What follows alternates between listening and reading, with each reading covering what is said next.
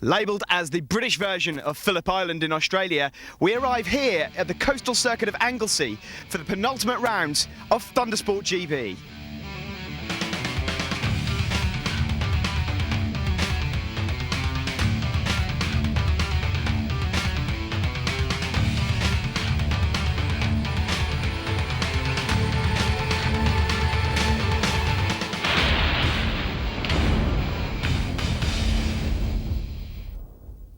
Now, Thundersport GP1 action and the Super Twin Championship. That's up next. Down to Steve. Well, it looks like we're ready for the CIA Bike Insurance GP1 class. And yesterday, action everywhere. Phil Crowe, number 71, managed to get himself on pole as after an absolutely spectacular win. The big man really does go well round here. Peter Baker, number 8, is also, well, he's just inches away from taking the championship, really.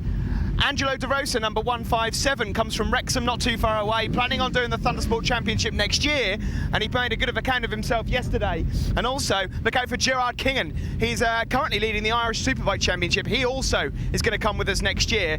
I think he's close to the lap record as well. Over to you. Thanks, Steve. Fantastic stuff. Yes, there's Gerard on the outside of that front row. The zigzag leathers on, and away they go. Of course, Steve, fantastic action. It's not only going to be the fastest lapping of the weekend, but of course we've got 2 championships in one here. And in the Super Twins, Michael Price, who's leading that, well, he could just ride away from Anglesey as the Super Twin champion, couldn't he?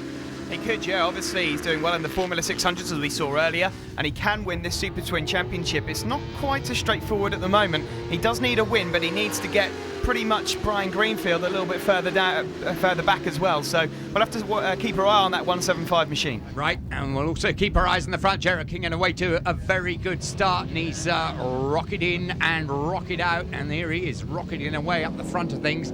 But he's got some tough customers behind him. And the championship, of course, well, it could be settled. There we see Stuart Hall, number 17 there. He's run about 6th place as they charge down through the corkscrew.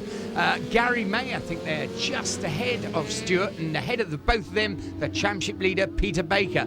Only in 4th place at the moment, though, Steve. Yeah, Peter knows that he doesn't need to do anything too extravagant here today to take the championship. There's Gerard Kingan leading, Irish Superbike champion. He certainly knows his way around here, but I've been so impressed with Phil Crowe this weekend. He looks so quick everywhere, doesn't he? Yes, he does indeed. Not the smallest of riders, he won't mind me saying so. He's not built like a whippet, but my goodness me, is Phil Crowe talented. Chasing hard up the hill, but, well, red flags out and bringing an end to the first attempt to run that race for Super Twins and GP1. So all the riders will have to make their way back to the grid and reform for the restart. And once again, we see them underway. And a good start. There's Gerard Kingan getting away well, but he's not first into target. And a few people sitting up on the inside there, Steve. Quite a hairy start, but look at that. Gary May, who got away wonderfully well. Well, he's made to sit up there as Angelo De Rosa, the Wrexham lad, just powers through into the lead. Fantastic stuff already, Steve, at the top of this. Yeah, defending champion Gary May obviously has woken up somewhere there. Fantastic start. Oh, and he just goes up the inside of Angelo De Rosa. Well, look at him. Angelo's back at him. I'll tell you what, Wrexham blown to bits. Here he goes, up the hill and over the top. But look at that, Gerard Kingan getting in the mix as well. This is fantastic stuff. And just behind, well, there's the first of the Super Twins. We just saw him there. Michael Price at the head of the queue at the moment in the Super Twins. Yeah, Pricey just needs to keep things solid, and he could wrap up the Super Twin title later on. I'm just noticing there Peter Baker, number 8, is keeping well out of the trouble. Yes, of course.